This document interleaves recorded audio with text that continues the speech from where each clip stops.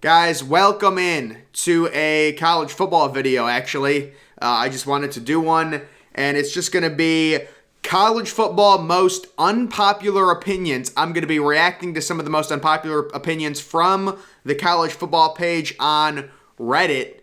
And as you guys can see, it says, what is your most unpopular college football opinion? Mine, the BCS was better than the playoffs. So yeah, that's definitely unpopular, and I would say I would have to disagree with that opinion, which most of these you should disagree with them because they are unpopular. But yeah, the BCS with just two teams in the playoff, that's no way to determine a champion. I'm a person that wants the expanded playoff, whether that's 8 or 12 teams. I've been in favor of expanding it to 12 teams where the first 4 teams get a bye, so there's still an incentive to get one of those top 4 seeds. As for the amount of people on this thread in general that have the opinion we shouldn't expand, the BCS was better, we should just have 2 teams, if you lose a game, you should be out of it automatically.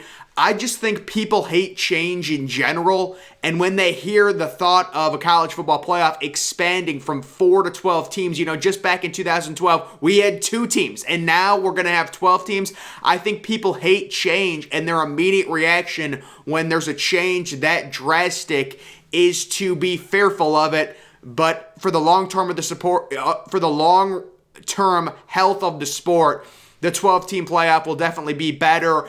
The one big thing you want to eliminate is kids sitting out these New Year's Six Bowls. We saw it with Pittsburgh. I think the best example of why we should have a 12-team playoff is what happened with Pittsburgh and Kenny Pickett. You talk about a team that never would have thought 2 or 3 years ago to be in a New Year's Six Bowl. They make a New Year's Six Bowl, and then their starting quarterback sits out of the New Year's Six Bowl because he doesn't view it as helpful towards his future. That's his decision, but I'm just saying we want to eliminate things like that in the future where kids sitting out a New Year's Six game.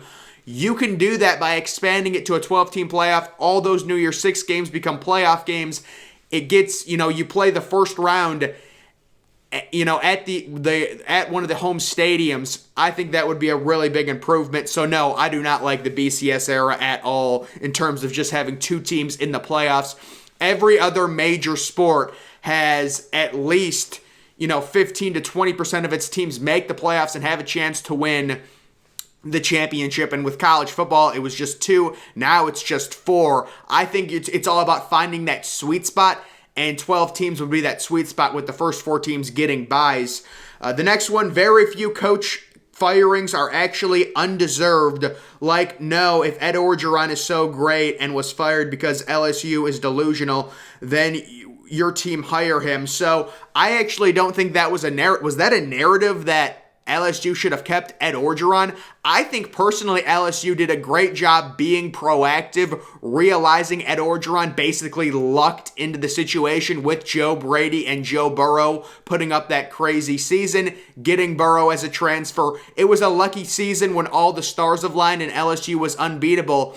LSU and the boosters realized really quickly that Ed Orgeron got lucky, and they said, you know what? Just because he won something 2 years ago doesn't mean he didn't get lucky, and doesn't mean we're going to continue to waste years with Orgeron as our head coach. So I think the boosters at LSU and their, just overall, administration did a great job identifying that Ed Orgeron got lucky, not wasting too many seasons keeping him as the head coach.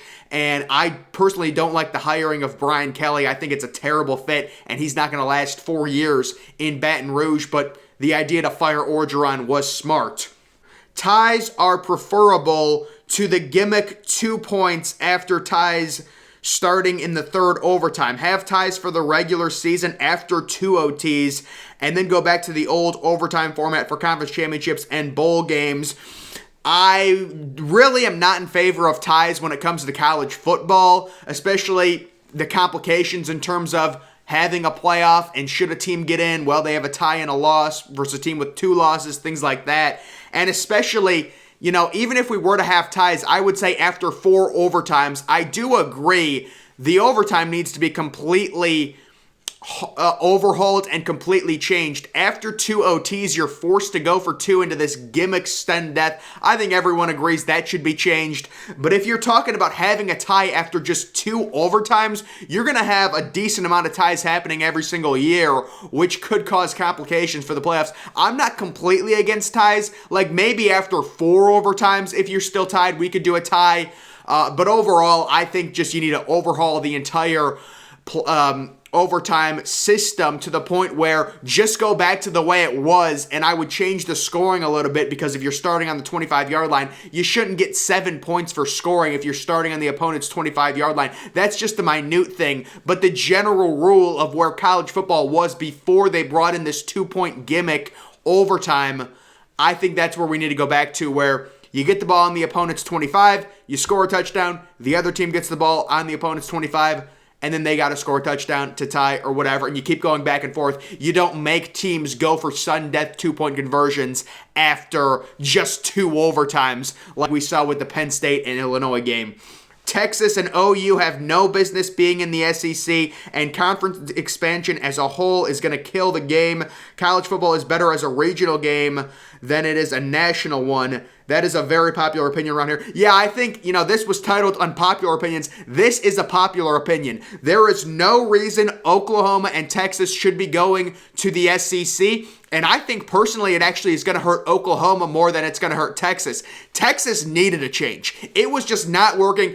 Obviously, you're going to get a tougher schedule, but still, Texas can at least say to recruits, we're in the SEC. We're Texas, and we're in the SEC. And they do have some players now. Quinn Ewers, we'll have to see what he ends up being. But I think this hurts Oklahoma 100%. Add on top of that, they lose Lincoln Riley, and he takes their entire offense. I think it actually hurts Oklahoma more than it does Texas. Texas was already struggling. Texas needed to change something. But yeah, this whole idea of the SEC becoming a mega conference and adding these 2 teams and making regions basically meaningless, I think it's ridiculous, and it's going to do a lot more harm than good to college football, and it's going to make some of these divisions matter less and less, unfortunately. Bowl games are still fun and interesting, and I am fine with there being more of them. Always rubbed me the wrong way when qualifying teams were left out for no particular reason, and getting to a bowl game is still an achievement for many smaller programs. Absolutely. Absolutely. Guys, the silent majority of college football wants more bowl games, not less. The silent majority. The problem that we're running into is all these kids think they're meaningless, and unfortunately a lot of star players are sitting out of the bowl games, even the New Year's Six ones, to protect their draft status. I don't know how you combat that. Maybe with the name, image, likeness, you offer kids money to stay and play in their bowl games. I'm not sure what you do with that, but yes, it is a big achievement. Even if you go 6-6, maybe you go 5-7, but you have really good academics, so they let you in a bowl game. I agree. There should be a lot of teams that make bowls. It is a great achievement for our team, and it's so fun to see those exotic matchups at the end of the season between different conferences. So I love bowl season 100%. Notre Dame is pretty accurately ranked most years. There's just that much of a gap between them and top teams head-to-head due to stylistic matchups. I would agree with this 100%. There's a difference in terms of talent between a team like Notre Dame and the big 5 or 6 teams, the Ohio States, the Georgias, the Alabamas, the Clemsons, and now with how badly they're cheating, Texas A&M's also going to be in there as well. Texas A&M is a horrible program. They are a heinous, disgusting program, but they've got the talent now to where they're in that upper echelon level in terms of recruiting. Also for Notre Dame, it just seems like it's not like a team like Ohio State hasn't lost to a team like Notre Dame. It has happened before. It's not like Notre Dame has no talent, but it's just like whenever Notre Dame faces one of these teams that's more talented than them, it gets shown on the field. Like it gets shown. Notre Dame is just a step below talent-wise. That doesn't mean they're not a top 15 team. That doesn't mean they're overrated every year. They are just a step below. It's like you've got a roster of 50 players. On Notre Dame, maybe you've got 15 of them that are ultra elite. On Ohio State and Georgia, 30 of them are ultra elite. Like, that's the difference. That's a difference. Notre Dame still has a talented roster. They still recruit really well. Everyone says they're overrated because they always lose to the Clemsons, the Ohio States, the Alabamas, but it's just like they're just not that talented. And I also think they've gotten some bad luck to where those teams, every time they face Notre Dame, they're on their A game. I mean, Ohio State's lost to Purdue. Clemson's lost to bad teams. But it's just when Notre Dame faces them, unfortunately, the talent really shines through. And I think people know, Notre Dame, they're a top 10 team in terms of talent, but they're closer to 10 than 1. That's the thing with Notre Dame. Name, image, likeness is going to make college football less enjoyable to watch and follow. Is this really unpopular? No, that is not unpopular at all. Name, image, likeness is causing huge issues for college football fans. It's such a tough, delicate topic because we want to support the student athletes. And if the student athletes in a capitalist society can make money off them playing, and they are, putting themselves in harm's way, they can make money. They should be able to do that. But at the same time, we can still get angry at the system, at the way things are going, and then you've got people like Texas A&M and Jimbo Fisher saying, oh, it's just all in the open now. That is the most ridiculous statement. Texas A&M has never sniffed the number 1 recruiting class in college football, and then just this past year, the first year name, image, likeness is legal, Texas A&M not only has the best college football recruiting class in 2021, they have the best recruiting class in the history of college football. Oh, it's a coincidence. It's a coincidence now that just name, image, likeness is legal, that Texas A&M is going to have the best class, guys. This is, it's so shady and so bad, and there's no way to regulate it because college football doesn't, the NCAA has no governing power over any of these programs, and all these SEC teams are just going to run amok. They're desperate. LSU, it just gave a $8 million contract to a 2023 top 10 5-star quarterback. This is a mess. It's a mess. And everyone wants to be delicate and walk on their tippy toes with this topic because no one wants to come out and say, oh, I don't want the players to get paid, things like that. It's like, it's fine to be okay with the players getting paid and also understand this is terrible for college football because it is terrible for college football. That's just the reality of the situation. In the next 20 years, Ohio State will win the Big Ten at least 13 to 15 times. Yeah, as an Ohio State fan, I don't think this is going to happen. Maybe Ohio State wins it 10 times in the next 20 years, but even with the talent gap that we've had over every other team in the Big Ten, I mean, we got ran off the field last year by Michigan. We really struggle with Penn State. It's always a close game. So I would say if you ask me to put a number on it in the next 20 years, how many Big Ten titles does Ohio State win? That's a big projection. That's 2 decades. But I would probably say 10 in the next 20. They'll win one year, they'll lose one the next, they'll win the next. Even though they have the talent advantage every year, we never are able to really use it to our advantage. You get destroyed by Michigan. I don't know how that happens. The defense is terrible. It's whatever. And then Penn State is a team. Also, Wisconsin. Ohio State is going to have to face Wisconsin every year now, starting this year, because the East and West teams have a different locked rival. And Ohio State now has to face Wisconsin every single year, so that is going to be very tough on them. In the name, image, likeness era, there should be a salary cap or an FBS-wide revenue sharing to encourage parity. Dude, I mean, what do you do? How do you regulate that? How do you regulate this? Stupid money isn't going to fix stupid people. This idea that name, image, likeness is going to regulate itself isn't correct because we're all doing the same stuff that's already been done, but now it's all out in the open. So that is not correct. The idea that the exact same deals were happening before name, image, likeness became legal is not correct. Obviously, kids were getting paid not to this level, not even close. And the best example, guys, Texas A&M has never had the best recruiting class any year. Texas A&M has never had the second best recruiting class any year.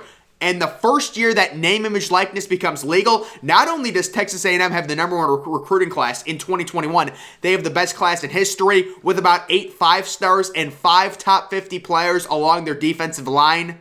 Come on, guys. It's not the same. Okay, we understand players got paid before, but now it's about 20 times worse. How do you regulate this? You put a salary cap on teams? Oh, you're only able to spend this much? How do we know what's going on under the table? Universities start hiding it with boosters through money. It's horrible. It is a horrible situation.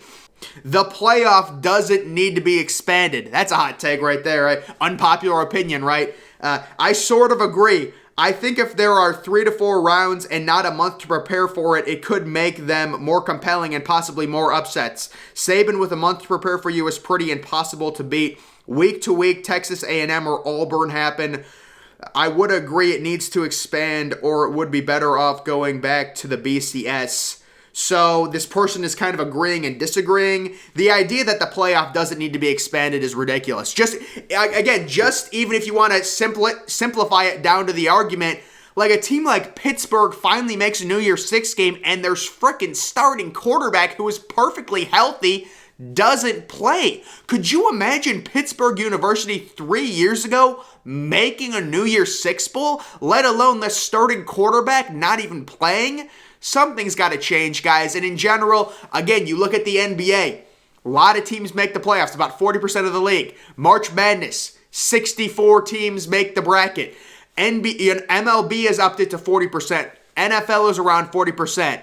We need to up it a little bit. I'm not saying go crazy and do a 24-team bracket, but do the 12 teams, still incentivize the first 4 teams getting the byes. So the first round would be 5v12, 6v11, 7v10, 8v9, and then the second round, the first 4 teams that got a bye, you would face the winner of the first round's games on campus maybe. Maybe on campus as well. You could do on-campus games, which would be really fun for the kids.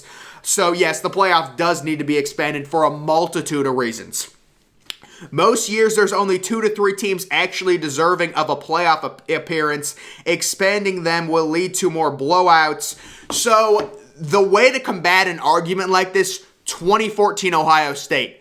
2014 Ohio State, if you're talking about the BCS era, Ohio State wouldn't sniff the playoff. Wouldn't sniff it. They got in as a 4 seed. They crushed the number 1 overall seed. Then they crushed the number 2 overall seed. Guess what? If we were in the BCS era, Alabama would be facing Oregon in the national championship. Ohio State crushed both of them to become the national champion. So this idea that every year there's only 2 or 3 teams deserving and things like that, it's just simply not true. You're going to get upsets. It's college football. You add more games, upsets will happen. It's not just going to be, the 1 seed destroys the 8 seed, the 2 seed destroys the 7 seed, the 3. That's not what's going to happen, guys. It's not what's going to happen. Everyone acts like this, and then they say only 2 to 3 teams are actually deserving. That's the flaw in the BCS. If we had a BCS in 2014, the national title would be Alabama against Oregon. Both of those teams ended up losing to the actual national champion, Ohio State, in 2014. And then the last one I'll do, the sport is currently in the worst place it's been in over 40 years. College football desperately needs a dramatic overhaul, which would include a reduction in scholarships, among other things. So I don't know about the whole scholarship thing, but I would agree college football right now, with 0 regulation in name, image, likeness, with 0 leadership in terms of the name, image, likeness, and potentially ability to regulate name, image, likeness, college football is in a bad place right now. The postseason really not mattering outside of 3 games, the 2 playoff semifinals and the national championship. We need to make more games matter. We need to keep these kids on the field. We can't have kids sitting out a New Year's Six game because they want to protect their draft status. That's why you expand the playoffs, make these New Year's Six games all become very meaningful. And I think that's the best way to do it. But guys, that is going to do it for this video. Make sure you're following me on Twitter. Link to that's always in the description. I'm, of course, the Depressed Ginger. Thank you for watching.